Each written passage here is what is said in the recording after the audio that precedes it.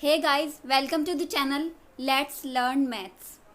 आज हम DSSS का पेपर जनरल हिंदी का पार्ट सॉल्व करेंगे। आप प्लीज़ वीडियो को ध्यान से सुनिएगा और देखिएगा। हम अपने पहले क्वेश्चन पर चलते हैं। तत्सम शब्द कौन सा है? तत्सम शब्द क्या होते हैं? जो शब्द संस्कृत के होते हैं उनको तत्सम शब्द कहते हैं। तो इनमें से हम देखेंगे कि कौन सा शब्द संस्कृत का वर्ड है। पहला देखते हैं हम, बातचीत नहीं। ये दूसरा विद्यार्थी बिल्कुल सही है। इसमें विद्यार्थी एक संस्कृत का शब्द होता है जिसे कहते हैं तत्सम शब्द। आवर नेक्स्ट क्वेश्चन, कंठ से उच्चारित होने वाले वर्ण कौन से वर्ग में हैं? अब कंठ से कौन से वर्ण उच्चारित होते हैं? जैसे के, खे, गे, घे और अ, ये सब कंठ से उच्चारित होते हैं, इसलिए इसमें ऑप्शन 4 सही होगा। अ, ख, घ, ह। अवर थर्ड क्वेश्चन, विधि शब्द का विलोम होता है। विलोम शब्द कौन से होते हैं? जो विपरीत होते हैं, जैसे किसी शब्द का उल्टा।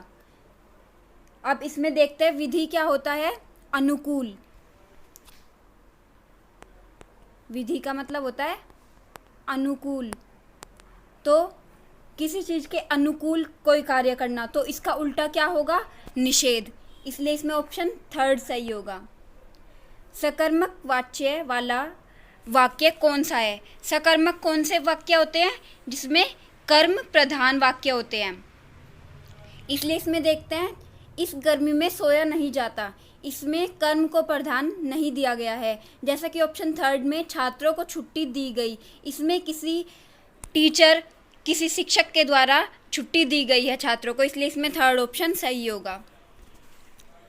सुवर्ण शब्द का पर्यायवाची नहीं है। पर्यायवाची शब्द कौन से होते हैं? जैसे समानार्थी शब्द होते हैं।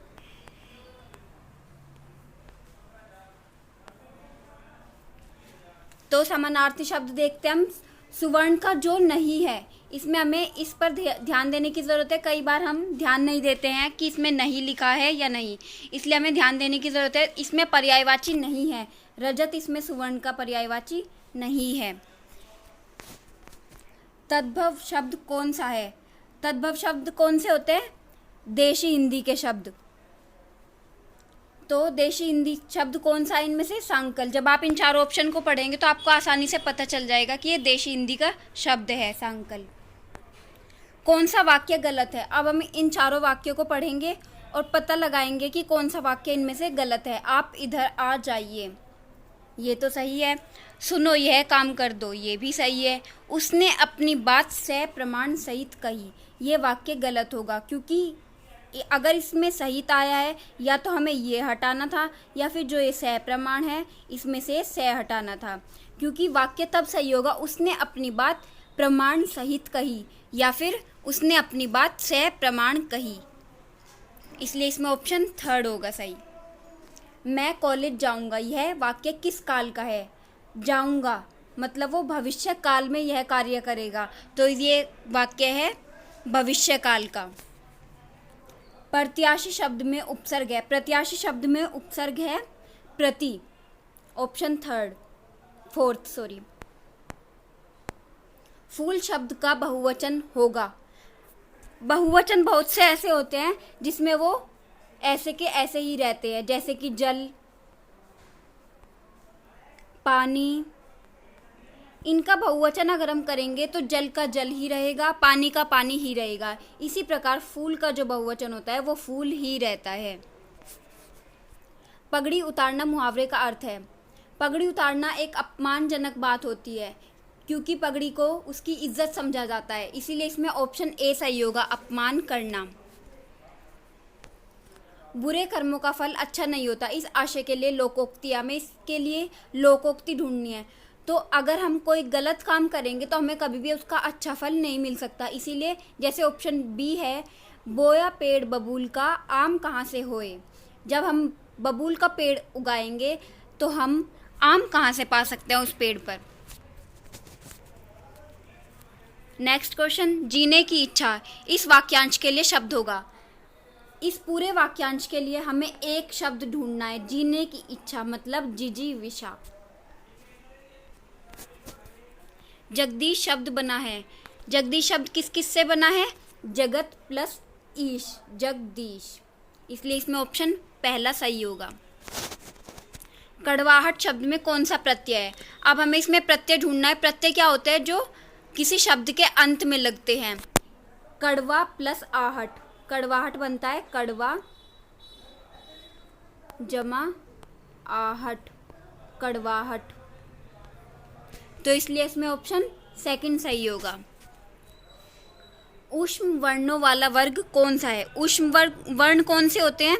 जैसे कि शे, शे, से, है, तो इसलिए इसमें ऑप्शन ए सही होगा। ये आपको याद रखने ही होंगे। विशेषण रूप में प्रयुक्त होने वाला शब्द है। अब विशेषण क्या होते हैं? जो किसी शब्द की विशेषता बताते हैं। तो जैसे हम एक एग्जाम्पल ले लेते हैं, यह मेरा ममेरा भाई है, तो भाई की विशेषता क्या है? कि ये मामा का बेटा है, ममेरा भाई है, तो इसलिए इसमें ऑप्शन ए बिल्कुल सही होगा, ममेरा। नीलगाय शब्द में कौन सा समास है?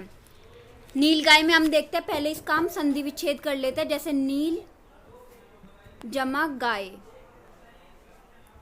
तो नीला क्या हो गया? इसकी विशेषता, और गाय क्या हो गया? इसमें विशेष्य, कि जिसकी विशेषता बताई जा रही है, तो ये होगा कर्मधारय समास, जिसके अंदर दो पद होते हैं। पहला पद विशेषता बताता है और दूसरा पद विशेष्य होता है, जैसे कि नील कमल, ये भी एक कर्मधारय समास का उदाहरण है।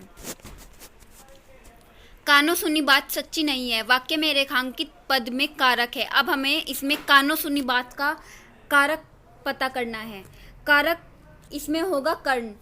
हमने कारक, जब हम कारक पढ़ते हैं तो कैसे सीखते हैं? कर्ता ने कर्म को करण से, तो कानों से सुनी बात कानों से सुनी जाती है, इसलिए इसमें कर्ण कारक होगा। हमारा आखिरी क्वेश्चन, कौन सा शब्द अशुद्ध है? मेरे अकॉर्डिंग ये चारों ही जो शब्द है शुद्ध है। साम्यता, साम्यता का मतलब होता है मेल खाना, या फिर इसका मतलब होता है जैसे, समान, मेल खाना। अपराध आपको पता ही है, कोई गुनाह करना, व्याकुल होना, और सौख्य का मतलब होता है सुख।